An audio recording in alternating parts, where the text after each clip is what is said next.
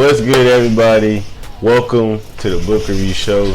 I'm your host, Glenn, aka Maurice. That is my middle name for those who don't know. But if you've been keeping up with the review show, you know that. But yeah, that's my middle name. And I'm excited, man. This book today, I got is super fire. Y'all gonna have to bear with me when I get to like the highlights and takeaways because there's a lot. This book is like one of those long conversations you have, or like many conversations you have with like a respectable and honorable man, like elderly man in your life, if you have one.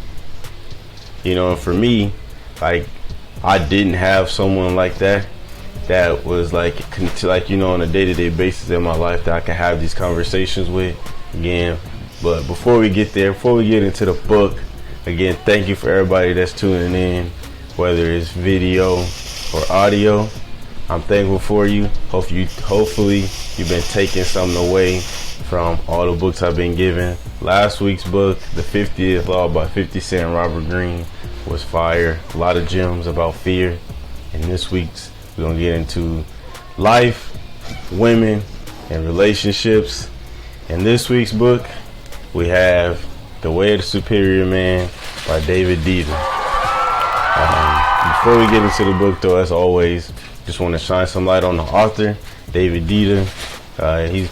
He's wrote a bunch of books. He's well known for the Way of the Superior Man book, but he's got like over 20 books that he's written.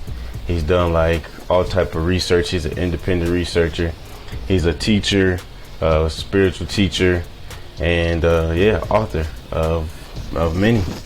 So yeah, that is Deida, the author. And so the purpose of The Way of the Superior Man is a spiritual guide to mastering the challenges of women, work, and sexual desire. It's exploring the most important issues in men's lives in every aspect, from career, to everything, career to sexual to, everything, to offer a practical guide for living a masculine life of integrity, authenticity, and freedom.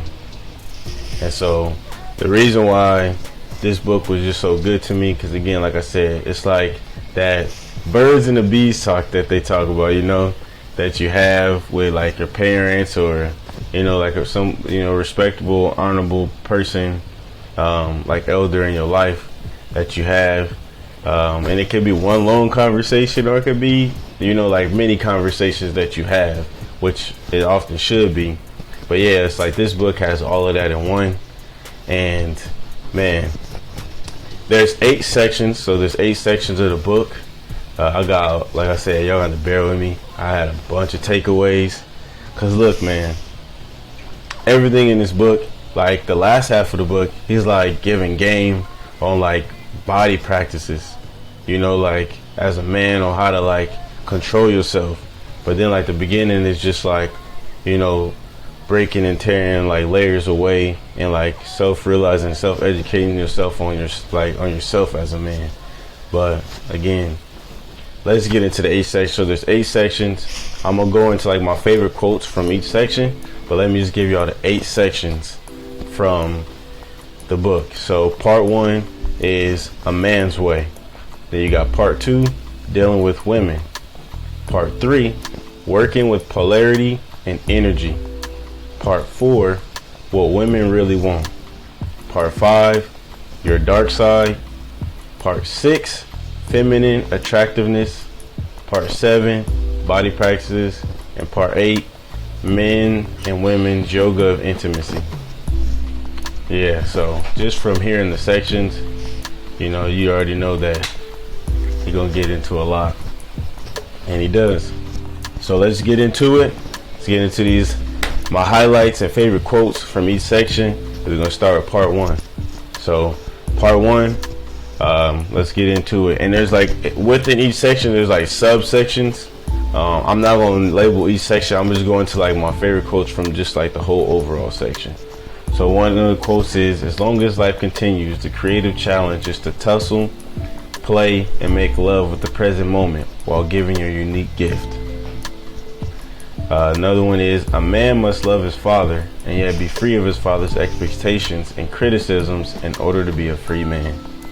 Man, that just resonates, like, until you, it's like they say, like, until you get off the nipple, you still, you will never really grow. And it reminds me, like, that quote just reminds me of Baby Boy. It's not free, and it's more of a mother son thing, but it's still the same thing, still the same relationship. Another quote is, when you deny your deep truth to please your or a woman, everyone will feel your lack of authenticity. More importantly, your own sense of inauthenticity will burden your capacity to act with clarity. Yeah, so basically, just like if you're not moving and operating in your truth, people will feel that, and they will know that, and it'll affect you and your ability to continue to move with clarity. But let's keep going. Another quote is, your mission is your priority. Men know we be focused on what we got to get done. Another one is, your fear is the sharpest definition of yourself.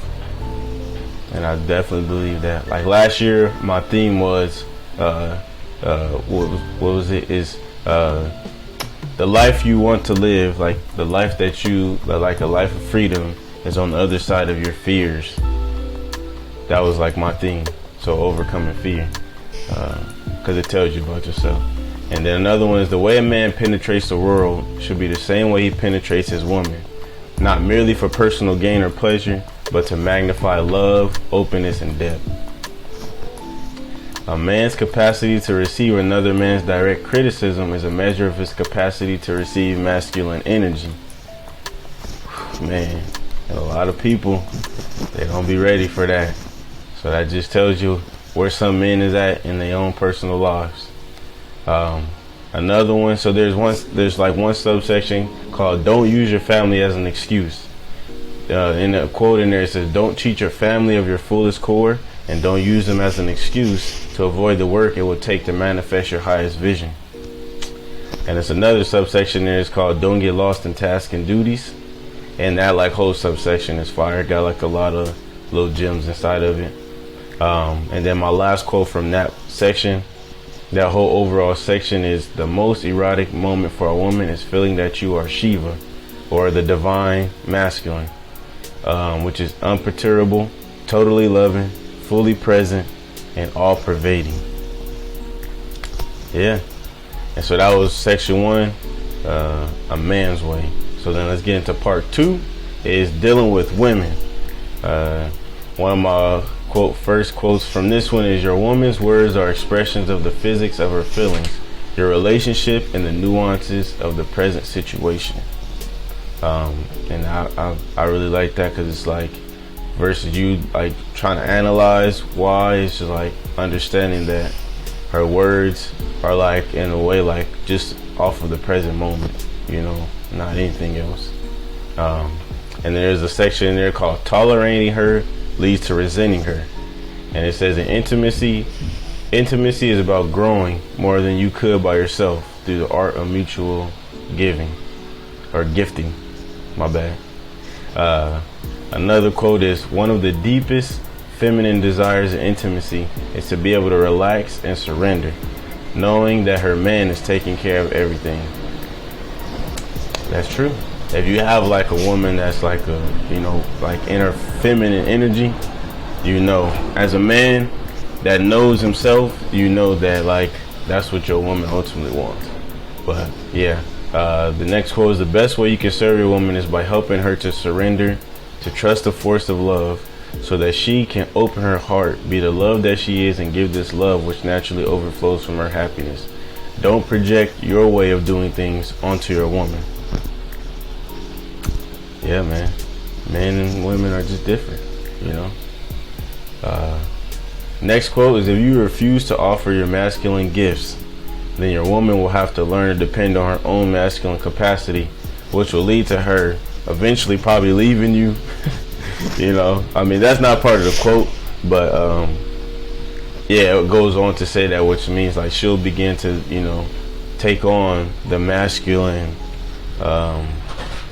energy and essentially not need you, because you're not offering your masculine gifts, your masculine energy to her, so she can be in the feminine. And so I really like that. And that was my last quote of section 2, or part 2, which is dealing with women. And let's go to part 3, which is working with polarity and energy. And my first quote from there is, the nature of nature is polarity. Yin and yang, negative, positive, masculine, feminine. The nature of nature is that. And then the next quote is, your attraction to women, all kinds of women, is natural, normal, and beautiful. Eventually you will recognize that all desire is an aspect of your native impulse to give love. Sexual attraction is very different from having sex. You don't need to have sex with her or a woman to savor inexpressible joy. That's some game for you. When you know, you know. It's one thing to have sex, and it's one thing to just enjoy and just appreciate. But moving on, there's a subsection there that says, choose a woman who is your complementary opposite. And it says in there, one of the quotes is, the more you seek a woman who gives you everything, the less you get of anything. And I thought that was really good, a good reminder for people that's trying to, a man that's trying to find, or even women, but someone that's trying to find everything in one person. You trying to find a business partner, you trying to find a lover, you trying to find a financial advisor, you trying to find all that in one person. The less you gonna get of anything, because that's not what it's about. It's about finding a complementary opposite, someone who kind of complements you, not gives you everything, because that's why you guys come together, to bring your differences, to unionize, etc., etc. But yeah, I'm gonna move on to the next quote. When you don't prioritize the purpose of your relationship, these different energies often cancel each other out, and you are left with a sexually neutralized alliance. Yep. Next quote is, your desire for other women is not a reflection of any lack in your intimacy. It is a reflection of your nature as a masculine sexual being. But this desire is not an excuse for promiscuity. Correct me if I said that wrong. Promiscuity. Bear with me. To live a life of impeccable integrity, you must discriminate the source of your desire. And I like that, because it's people try to get you caught up in feeling because you with a woman and you see another woman, then you say she's beautiful. That's wrong. No, it's not. It's nothing wrong with admitting that, that women are beautiful, and you see something in another woman that you like, it's natural, it's beautiful. Again, it's about appreciation, it's not an excuse to go and be, wild and do, wild things. But anyway, let's go to the next quote. Learn to conduct the magnification of desire without needing to throw it off in a spasm of release. A major part of mastering sexuality is learning to sustain greater and greater degrees of pleasure and desire in the body without needing to rid yourself of the force because you can't handle it. Man, that's some game for you. I'm gonna just leave that one there. Next quote and last quote of part 3, or section 3, is important to realize that your needs for different kinds of energy will change throughout your life. Don't confuse your energy needs with a commitment and love, though. Energy needs are relatively easy to balance. Yeah, that was the last quote from section 3, working with polarity and energy. Now, let's get to section 4, what women really want. What do women really want? Women, what do you want? Now, let's go to it. My first quote that I enjoyed from that one: a man must determine whether a woman really wants him, but is playing hard to get, or whether she really doesn't want him.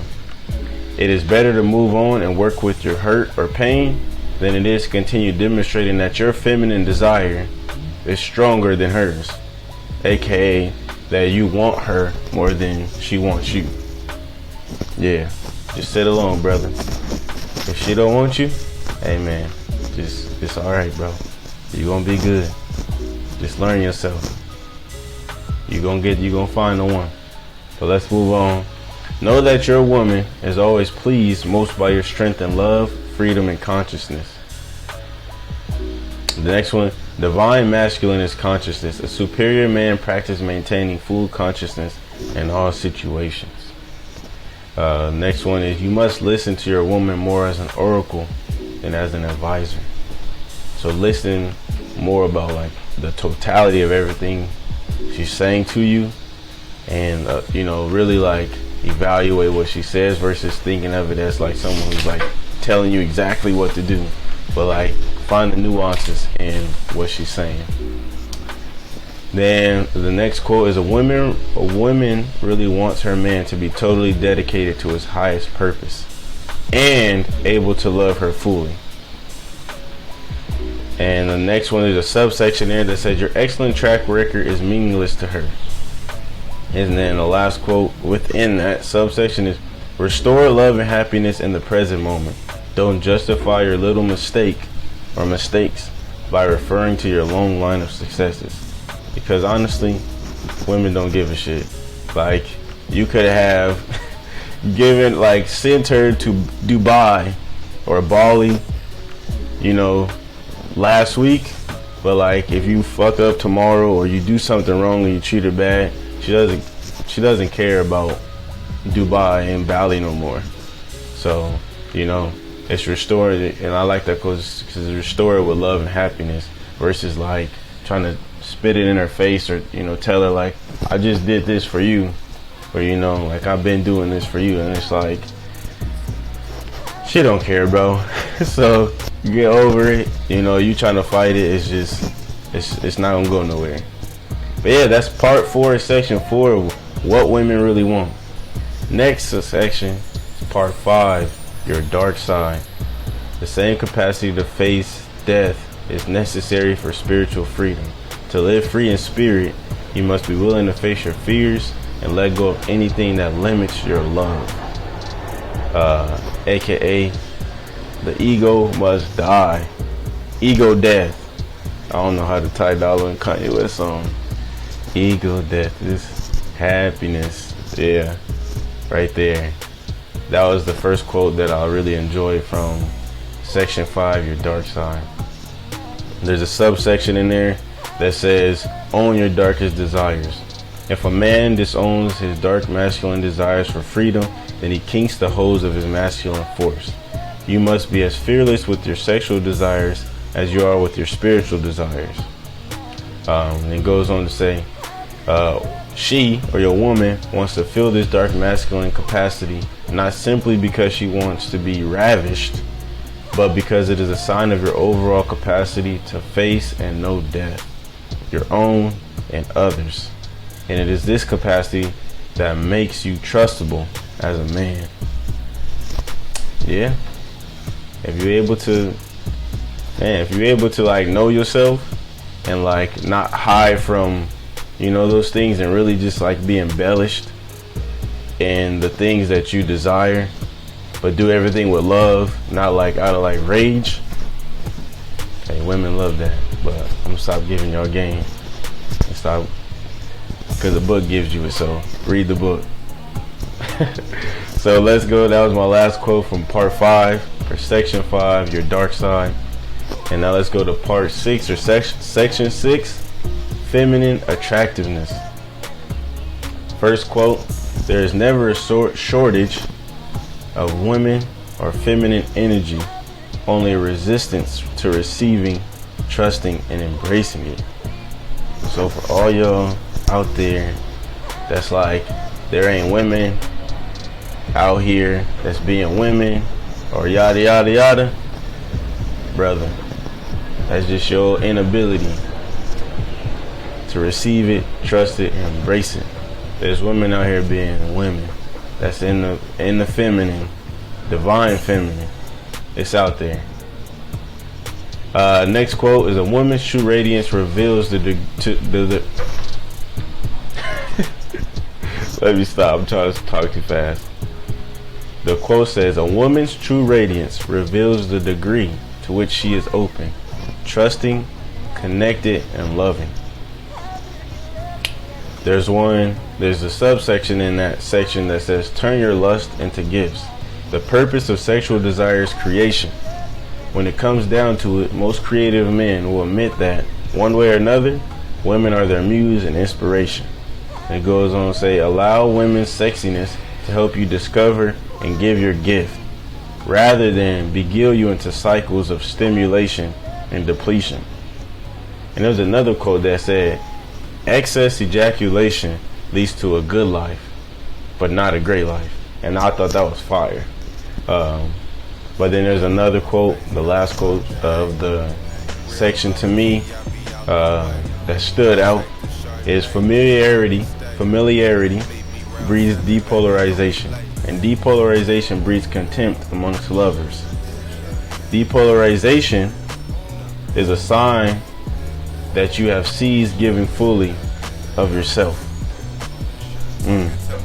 So when you feeling depolarized, or you feeling like you need to move on or something like that, it's probably because you stopped giving yourself, or you no longer want to. And that's something for you to decipher. But again, I'm just giving the quotes, you know. But yeah, so that is section 6, or part 6 of the book. Let's move on to part 7, or section 7, which is body practices. Now these last two sections, they're more of like things for the body, for like as a man, to like know yourself and like how to control yourself in your body, like when you like having sex, or just like, you know, having desires. So these ones, I would say like definitely read the book and just kind of get a full context, but it's also just knowing yourself and having like self-control and self-discipline. But again, I'm gonna go into here.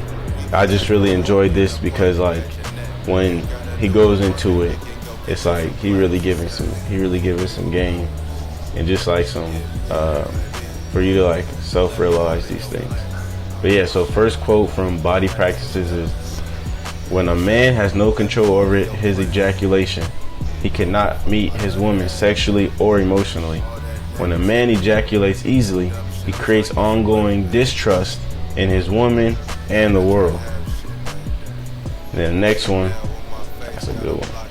"A superior man is dedicated to the magnification of love through sexuality."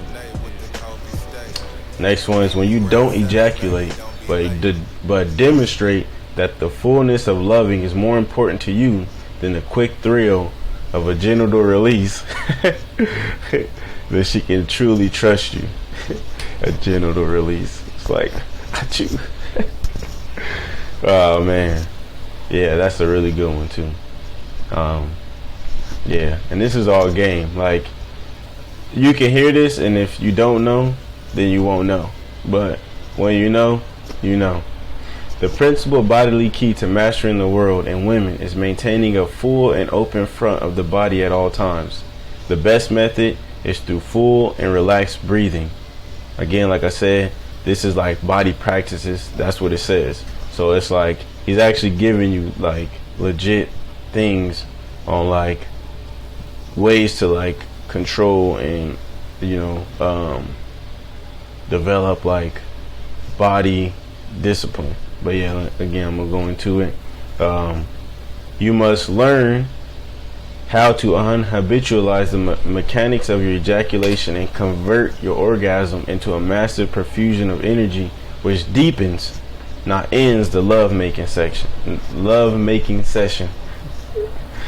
Yeah. Yeah, man. You gotta get out of like the little kid, or like just like the selfish mechanics of your desires, and convert it into like really like keeping the love making, like, you know, like I said, if you know, you know. But yeah, that's the quote. And then the last quote from part 7, or section 7, is, "Sex should be a special time of practicing opening your heart and giving love fully.